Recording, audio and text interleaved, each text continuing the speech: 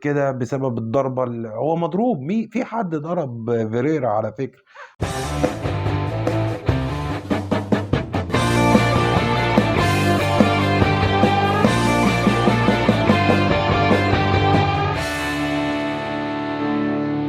أجواء ساخنة في الدوري المصري في جو بارد جدا. قوم بقى كده حضر كوباية الشاي ونشرب كوبايتين شاي مع بعض عشان اليوم النهاردة زحمة وفي ماتشات كتير ونقعد نتكلم مع بعض وأحداث كتير جدا النهاردة. كان حصل فيه ماتشات في الدوري المصري. طبعا الفرق اللي هي المفروض ان هي بتنافس على القمة. قوم بس هات كوباية الشاي وتعالى نشرب عشان الجو ساقع جدا الأيام دي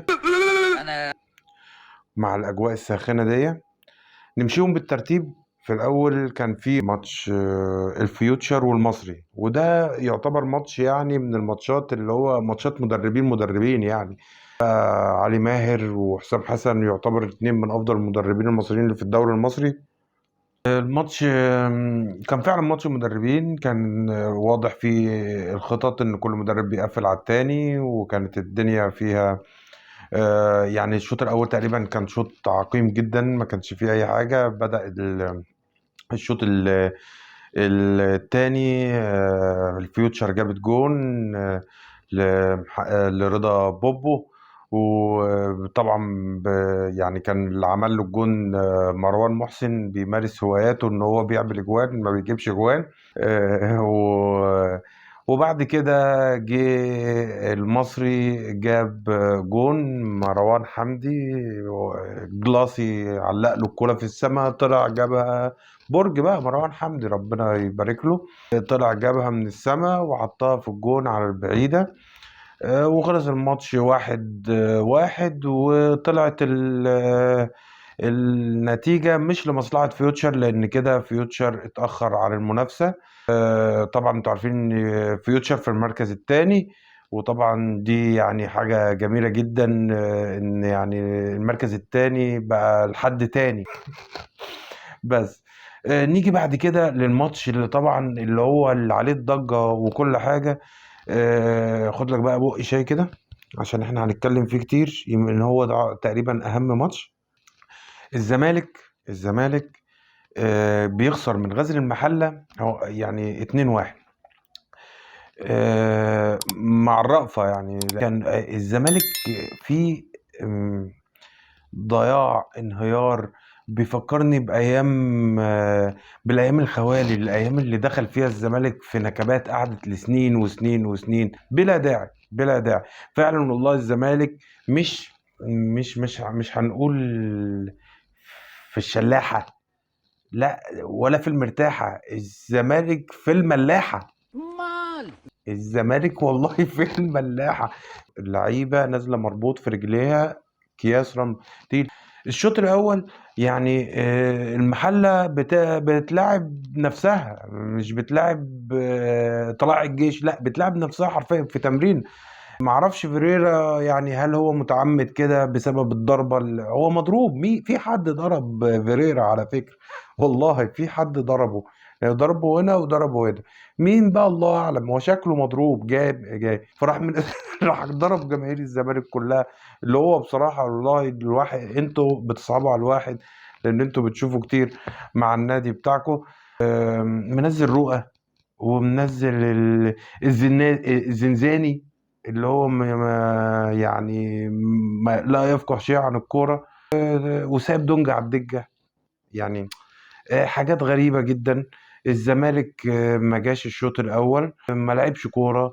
اللعيبة في حتة وما تعرفش اللعيبة بتجري يعني مراكز مش مراكزها. ويعني زيزو مش زيزو. ما فيش غير امام عاشور هو يعتبر احسن واحد، وسيف الدين الجزيري برضو يعني تعب في الماتش ده. لكن غير كده الزمالك بقى حب يعوض الشوط الثاني ونزل وجات له ضربة جزاء وزيزو حطها وبتاع، بس برضو هو مش هو ده الزمالك. فيعني انت دلوقتي يا باشمهندس يا اي حد خايف على الزمالك، لو انت شايف ان فيريرا خلاص ماشي ماشي، مشيه وخلي المساعد بتاعه هو اللي يمسك. ما تخليش الدنيا كده عايمه و... وتضيع الدنيا من الزمالك، والدنيا تروح في سكه ما احنا عارفينها من زمان. يعني الزمالك لما بيروح في السكه دي بتضيع. والزمالك قطب من قطبين الكره المصريه، لازم نحافظ عليه، لان احنا يعني كفايه الاسماعيلي راح، يعني انا كمان الزمالك يروح، بس ان شاء الله مش هيحصل، والزمالك يعرف يرجع، والزمالك قادم. وهنقول حاجه مثلا، ان فاركو النهارده بخصوص برضو عشان نقفل موضوع الزمالك، يعني ان فاركو النهارده قبلت كابتن ايهاب جلال ان شاء الله، يعني طلب منهم يعني ان هو يمشي وهم وافقوا. واضح جدا ان ايهاب جلال رايح الزمالك تاني. ولك الله يا جمهور الزمالك، بجد بجد بجد انتم يعني لكم الله، لان ايهاب جلال ما عملش حاجه في الفتره اللي مسك فيها نادي الزمالك، ومسك منتخب مصر برضو ما عملش حاجه. يعني كان نفع الاسماعيلي ايهاب جلال، بس هو ما تعرفش إدارة لما بتدخل في إدارة الزمالك أو أي إدارة أي نادي، بتدخل في الإدارة الفنية عليه العوض ومنه العوض. وأكيد احنا إيه، الفرقة دي بتروح في 60,000 داهية، وإن شاء الله الزمالك يعرف يعوض. الزمالك من ساعة ماتش أسوان بيخسر أو بيتعادل مع الداخلية. معرفش هو رايح على فين.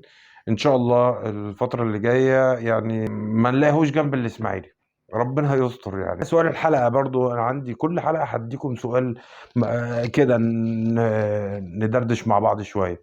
مين اللي ضرب فيريرا؟ في حاجة في هنا في اورتو، يا اما كان بيصلي ولا حاجة، وفي حاجة هنا ده بقى دي ملهاش دعوة بالصلاة. في هنا الحاجة دي بقى ايه، والحاجة اللي هنا ربنا يستر على الزمالك، وإن شاء الله الزمالك يحاول يعوض. وتفتكروا إن الزمالك السنة اللي فاتت يعني كان برضو تقريبا في نفس الموقف المشابه ونفسهم، فالدوري مش بعيد عن الزمالك.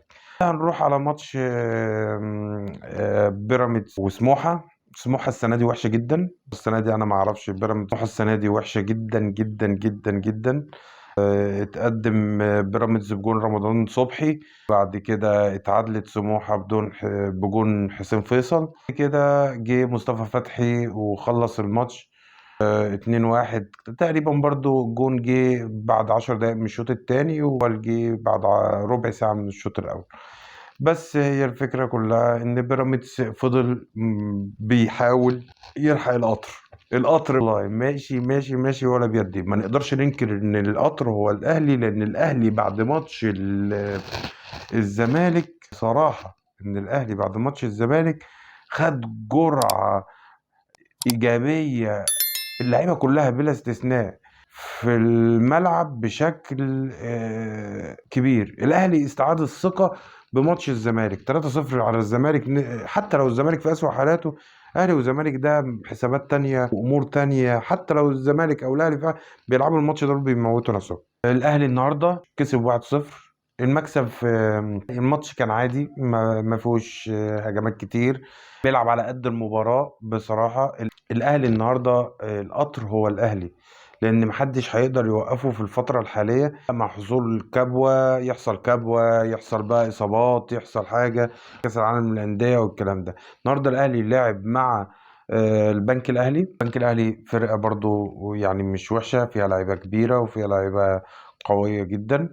يعني في نص لاخر الدوري، الماتش على قد الماتش. هو الاهلي طول عمره معود جماهيره ومعود الناس ان هم بيلعبوا على قد الماتش. مكسب طبعا، ما زالت المكاسب بقى بتحصل. محمد شريف بدأ يفوق ويعمل ويجيب اجوان وينطلق، وده اللي احنا كنا عايزينه كجمهور اهلي.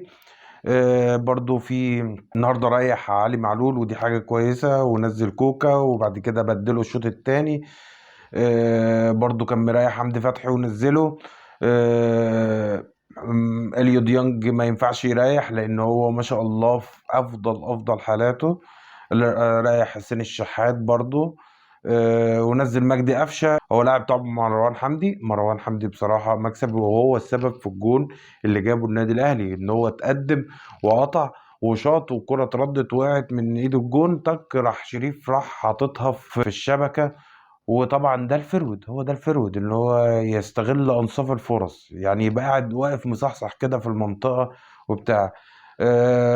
وقف، نزل برضو بيرسي تاو النهارده، عمل له تبديل، ونزل مجدي قفشه في التبديل. بيحاول يوقف الفرقة على رجلها، بيحاول يخلي اللعيبة كلها تجتهد، والمنافسة بدأت في الأهلي بين اللعيبة تشتد. لأن خلاص هم اللعيبة دلوقتي دخلوا في مود كأس العالم للأندية. خلاص ده آخر ماتش قبل كأس العالم للأندية، كله عايز يلعب في كأس العالم للأندية، كله عايز يسجل، كله عايز يتشاف، كله عايز يعمل حاجة للنادي الأهلي. وده الروح النادي الأهلي اللي احنا دايما متربين عليها وبنعايزينها، وعايزين الأهلي يكسب دايما، وعايزين برضو مش هنبخس حق الفرق التانية، بس هو الأهلي هو اللي بيعمل كده. بس نتمنى إن كل فرق مصر تبقى أحسن وأحسن وأحسن، ويبقى الدوري بتاعنا قوي. هو ده اللي احنا عايزينه، ان احنا يبقى الدوري بتاعنا قوي، ونتفرج على كرة ممتعة، والناس كلها تتفرج علينا. يعني انا شفت النهارده ان في تقرير بيقول ان 125 دولة بتشتري حقوق بس الدوري السعودي، سواء بقى اهداف بس، او سواء مباريات، او سواء، بس في ناس بتشتري من الدوري السعودي عشان بس هم اشتروا كريستيانو رونالدو. احنا مش هنقدر نعمل ده، احنا مش هنقدر نجيب كريستيانو رونالدو، احنا مش هنقدر نجيب مودريتش مثلا، لان هم برضو بيقرروا بيفكروا ان هم يجيبوا مودريتش. بس نلعب كوره بقى، احنا بتوع الكوره، احنا بتوع الكوره. هم يعني مع احترامي لكل الناس، بس احنا بتوع الكوره، احنا عندنا بطولات، احنا التاريخ، احنا كل حاجه، احنا ابطال افريقيا، احنا اللي احنا كل احنا اللي عملنا الكوره هنا في المنطقه بتاعتنا. احنا كان العرب كلهم يتفرجوا على الاهلي وزمالك، واهلي وزمالك، اهلي وزمالك، كان يوم اهلي وزمالك ده العرب كلهم يتفرجوا علينا. فاحنا عندنا الكوره، فيا ريت ما نضيعش الحاجه الحلوه اللي في ايدينا، لان هي دي اللي نملكها ونشتغل عليها. ونصيحة يعني لوجه الله لنادي الزمالك: الحقوا الزمالك، انقذوا الزمالك، عشان جماهيره ما تستاهلش منكم كده. وانتوا عندكم فرقة حلوة، وفرقة فيها لعيبة كتيرة، وفرقة حلوة، انقذوها. كورة لو عايزينها تبوظ خليها يعني، بس عشان رحمة بجماهير نادي الزمالك. دي الأحداث اللي حصلت النهاردة، الفيوتشر والمصري خلص 1-1، غزل المحلة والزمالك خلص 2-1 كده، الأهلي والبنك الأهلي خلص 1-0. بعد كده بيراميدز وسموحة 2-1. وكده الأهلي بيفضل على صدارة الدوري الممتاز. من الحلقة لايك وشير وسبسكرايب.